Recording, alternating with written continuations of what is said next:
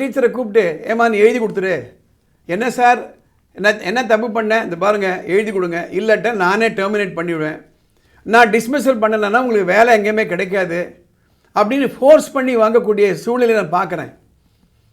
Please let us be very clear.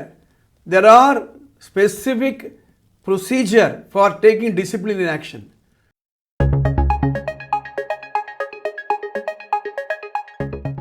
உரிமை அறிவோம் சட்டம் தெளிவோம் என்பதை பற்றி பதிவுகள் ஏற்றிட்டு வரேன். நீங்கள் ஒரு சிபிஎஸ்சி ஸ்கூலில் வேலை பார்க்கக்கூடிய டீச்சராக இருந்தாலோ அல்லது உங்கள் குழந்தைகள் எதனா பள்ளிக்கூடத்தில் படிக்கிறாங்க நீங்கள் பேரண்ட் அப்படின்னாலோ இந்த எபிசோடு அடுத்த சில எபிசோடை நீங்கள் தொடர்ந்து பார்க்கணும். ஏன்னா டீச்சர்களுக்கு என்ன உரிமை இருக்குது, பேரண்ட்ஸுக்கு என்ன உரிமை இருக்குது, எதை நீங்கள் காப்பாற்றிக்கணும், அவங்க கடமை என்ன, அதை பற்றி வீடியோ 2-3 எபிசோட் போட போகிறேன். இந்த எபிசோடில் முக்கியமாக டீச்சர்கள், முக்கியமாக சிபிஎஸ்சி டீச்சர்களை பற்றி நான் பேச போகிறேன். ஒரு டீச்சராக இருக்கிறது ரொம்ப கஷ்டங்க. பல இடங்களில் குழந்தைய சேர்க்கும்பொழுது டீச்சராக சேருவாங்க. அந்த குழந்தை வளரும்போது அவங்களும் அந்த ஸ்கூலில் அப்படியே ஒர்க் பண்ணிகிட்டே இருப்பாங்க.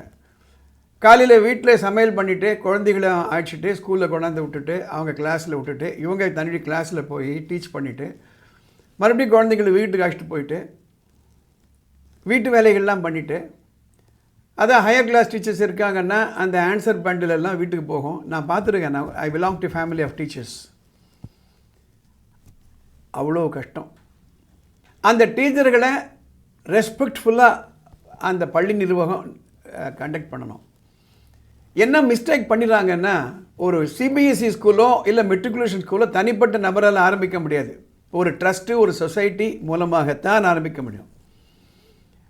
ஒருத்தர் ஒரு வியாபாரம் பண்ணுறாரு, ரியல் எஸ்டேட் இருக்கலாம், இல்லை நகை கடை வச்சுருக்கலாம், இல்லை ஒரு ஹோட்டல் வச்சுருக்கலாம். அவருக்கு தோணுது நாம் ஏன் கல்வி சேவை செய்யக்கூடாது அப்படின்னு வரலாம்.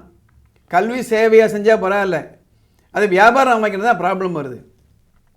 ஸ்கூலில் ஸ்டார்ட் பண்ணியாச்சு, சிபிஎஸ்சியில் அப்ரூவல் வாங்கியாச்சுன்னா அதோட அந்த ட்ரஸ்ட்டுக்கு அந்த ஸ்கூலில் வேலை கிடையாது.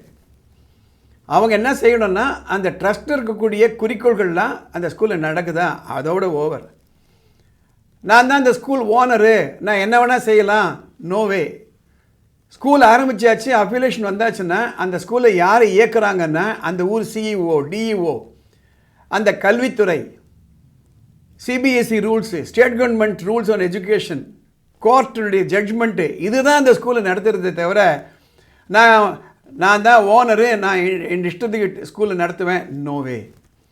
முக்கியமாக இந்த பதிவில் என்ன சொல்ல விரும்புகிறேன், ஏதோ பிப்ரவரி மாதம் வந்தாச்சு, பல பள்ளிக்கூடங்களில் வில்லிங்னஸ் கேட்பாங்க.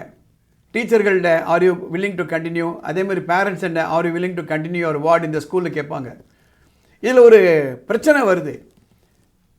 ஒரு டீச்சரை தன்னுடைய விம்சிக்கலாக ஒரு ட்ரஸ்டீஸ் கூப்பிட்டு இந்த வேலையை நீ எழுதி கொடுத்துட்டு போயிடுங்கம்மா அப்படின்னு சொல்லக்கூடிய பல இன்ஸ்டன்சஸ் நான் பார்க்குறேன். ஒரு டீச்சரை வேலைக்கு அமர்த்துவதோ அல்லது டிஸ்மிஸ் பண்ணுவதோ trustees cannot do it arbitrarily.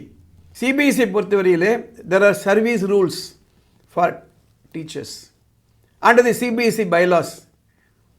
அதில் rule number 44 to 49 disciplinary action எப்படி எடுக்கணும் அப்படின்னு டீட்டெயிலாக கொடுத்துருக்காங்க. அதை வரக்கூடிய எபிசோடில் நான் பேச போகிறேன். இன்றைக்கி சில பள்ளிக்கூடங்களில் விக்டிமைஸ் பண்ணுது management. The most helpless people in some schools are the teachers. இன்றைக்கி பல பள்ளிக்கூடங்களில் ஒரு டீச்சருடைய சம்பளம் is substantial for the family. அப்போ ஒரு பக்கம் சம்பளம் வேணும், ஒரு பக்கம் மரியாதை வேணும். ஸ்கூலில் திடீர்னு நினச்சிட்டு ஒரு டீச்சரை கூப்பிட்டு ஏமா நீ எழுதி கொடுத்துரு. என்ன சார் என்ன தப்பு பண்ணேன் இந்த பாருங்கள் எழுதி கொடுங்க, இல்லாட்ட நானே டெர்மினேட் பண்ணிவிடுவேன், நான் டிஸ்மிஸல் பண்ணலைன்னா உங்களுக்கு வேலை எங்கேயுமே கிடைக்காது அப்படின்னு ஃபோர்ஸ் பண்ணி வாங்கக்கூடிய சூழ்நிலை நான் பார்க்குறேன். Please let us be very clear. There are specific procedure for taking disciplinary action. இல்லை ஒரு 10th 11th எடுக்கக்கூடிய ஒரு டீச்சரை கூப்பிட்டு நீ போய் 4ஆம் கிளாஸுக்கு தமிழ் சொல்லிக் கொடு, இல்லை நீ 5ஆம் கிளாஸுக்கு மாரல் சயின்ஸ் எடு, punishment. See, you can be flexible, nothing wrong. 10th standard படிக்கக்கூடிய டீச்சர் 2ஆம் கிளாஸில் கூட போய் எடுக்க சொல்லி ரிக்வஸ்ட் பண்ணிக்கலாம், ஃப்ளெக்சிபிளாக இருக்கணும். But that can not be use as a tool. நீங்களே விட்டு போகிறீங்களா, நாங்களே டெர்மினேட் பண்ணிட்டோமா, அது நாட் அலவுட். இதை பற்றி விரிவான வீடியோ நான் போட போகிறேன். அதே மாதிரி பெற்றோர்களுக்கும் சில உரிமைகள் உண்டு.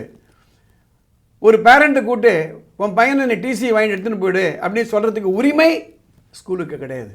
At the same time teacher should know the responsibility. ஒரு ஆசிரியராக இருக்கவங்க நம்ம சமுதாயத்தையே உருவாக்குறோம், நம்ம கடமையை நம்ம தப்பில்லாமல் செய்யணும். அதே மாதிரி trustees don't convert the school into a business. School is not for business, no commercial activities அப்படின்னு சிபிஎஸ்சி பைலாஸே சொல்லுது. இந்த தகவல் உங்கள் மற்ற நண்பர்களுக்கு பயனுள்ளதாக இருக்கும் அப்படின்னா இதை ஷேர் பண்ணுங்கள், லைக் பண்ணுங்கள். உங்களுக்கு உரிமை சம்மந்தப்பட்டோ படிப்பு சம்மந்தப்பட்டோ ஏதாவது குழப்பங்கள் இருந்தனா மேலே ஒரு வாட்ஸ்அப் நம்பர் போகுது, அந்த நம்பருக்கு ஒரு ஷார்ட் மெசேஜ் அனுப்புங்க. அதை படித்து பார்த்துட்டு அடுத்த எபிசோடில் அதை கவர் பண்ணுறோம். இந்த சேனல் உங்களுக்கு பிடிச்சிருந்தேன்னா சப்ஸ்கிரைப் பண்ணுங்கள், லைக் பண்ணுங்கள். அடுத்த எபிசோடில் பார்க்கலாம்.